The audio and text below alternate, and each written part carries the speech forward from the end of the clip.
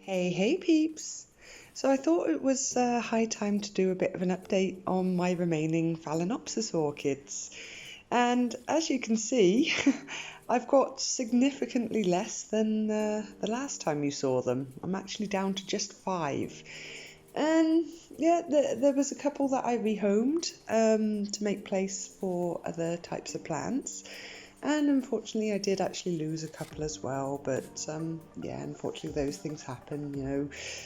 Root rot, pestilence, just general diseases or fungal infections that just, yeah, go out of hand. And unfortunately, you lose a plant. But hey, you know, it can happen to all of us, But this is what I've got left.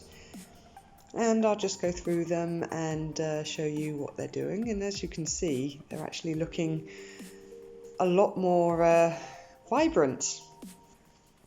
So let's start with this little one here. And this was actually one that was given to me as a gift.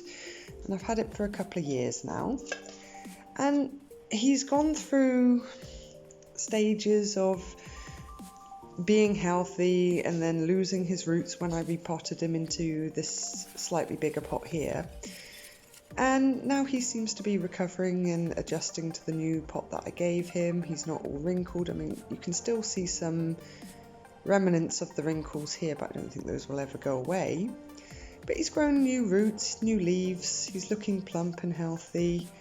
You can start to see some of the roots going a little bit deeper, but not so much. But he's doing all right, and I'm happy with that, and I can't wait to finally get some flowers from him. Although flowers seems to be a little bit of a struggle the last couple of years, I must admit. I'm not quite sure why that is, but I suspect maybe it's just the slight change in position because I had to reshuffle the area where I keep them, so they get a little less light, but not much because, as I said, they're basically in the same room. So maybe it's down to them having some setbacks and having to recover. I'm really not sure. But the main thing is we got roots and leaves and they're not dying or getting sick. So the next one I have does actually have some flowers, but I don't know, the last couple of times it's only been like 2 or 3 blooms that come out at a time, and again it seems to be doing the same here. Sorry, it's a little bit blurry. See if I can get it to focus, which I can't. But yeah, you get the idea. So this is Loopy, and Loopy has always been one of my best recovery rescue orchids. And this one, as you can see, has gone loopy. Growing roots, they look lovely, healthy, green, plentiful. The leaves are absolutely gorgeous, and it's not growing a new one yet, but it's definitely putting out a flower spike. As meagre as that display might be, but at least it's given me something, and I'm happy about that. So yeah, that's Loopy, guys.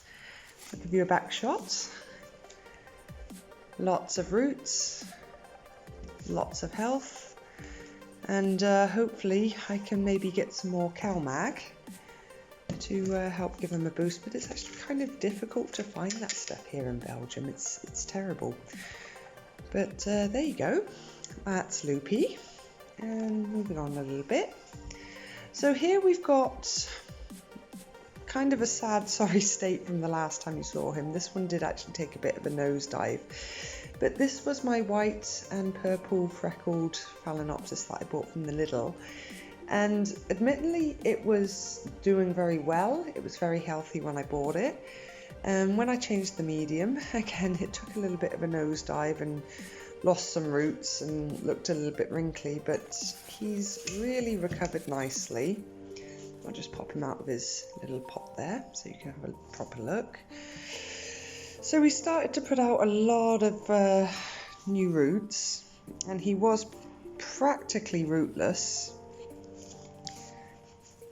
but he's putting out leaves, some new healthy looking roots. See here, going absolutely nuts with these aerial ones. but you can't see anything below the pot at the moment, except for this guy that's just going the wrong way, but yeah. So it's a promising progress for this one, and I'm happy about that. And obviously I can't wait to see flowers from this again, because it's so pretty. It really is a pretty one. So then we've got my original orchid here, Orco. And Orco has always done so well for me. And he's getting on to about, I've had this one for about 8 years, I would say. So when I got this one, it was attached to a rather sad and dying looking mother plant. And this was the keiki that grew from it. And I separated the keiki, put it in its own pot, and it's really thrived since doing that. And ultimately the mother plant ended up perishing, but at least I managed to get something out of it. And 8 years later, after having a couple of setbacks here and there, it has rebounded and bounced back every single time, and I am thrilled about that. So there you go, that's my oldest orchid, Loopy. No, not Loopy, what am I doing? That's my oldest orchid, Orco. So I got Loopy on the brain, I don't know why. But yeah, maybe I'm going a little bit loopy from all this social isolation and stuff. It's not fun, guys, it's really not fun. So you can't really see much in ways of roots, but you can see them starting to make them way down there, and the ones that are at the top here are really thick and healthy looking, and I can't wait to get flowers from this guy again. I can't wait to get flowers from all of them. I just love orchid flowers. It just kind of frustrating when you're working with rescue orchids, or you have setbacks and then you're waiting an absolute age for a flower display, and yeah. But I guess that's what you kind of sign up for when you bring home Phalaenopsis orchids, or orchids in general, for the long haul. You know, they're just something you need to learn to have a little bit of patience with and play the long game. So last of all in my remaining orchids is raisins. And this one is my purple and white veined one. It's very similar to this little guy here. This is just a mini version of. And this one again wasn't a rescue, it was a gift. And it's been doing well for me ever since it was given to me. Again, it had a couple of setbacks, but as you can see, setback what? Setback what? It's absolutely crazy with the roots, with the leaves, but when it flowered, it went crazy with the flowers as well. I mean, I think over the 2 years, well, the first 2 years that I had it, and I've had this one for about 4 years now, it almost put out a constant display of flowers. And then when it had the little root setback, because I changed the medium and it wasn't good, so it suffered some root rot. I haven't had flowers on him since, but I'm hoping that, you know, when he does finally have the strength to put out a spike, that it's a repeat performance of the first 2 years, because that was such a thrill to have. You know, a constant spray of flowers almost all year round. And that's the one thing I do like about orchids, you know, once they do flower, the flowers can last for months. You know, I think one orchid that I was looking after at my work was, I think they bloomed for about 8 months. That's definitely a record.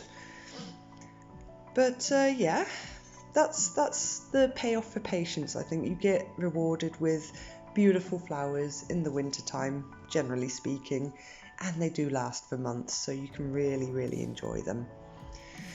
So yeah, that's just a quick update on the remaining orchids in my collection. I'm not sure if I'm going to be getting any more, but I'm happy with 5, and I have space for other wonderful plants, which I'll have to do updates on as well. So yeah, that's it guys, that's it for the update. Thanks for watching. As always, it's much appreciated. Much love, and I'll see you in the next video. Bye bye.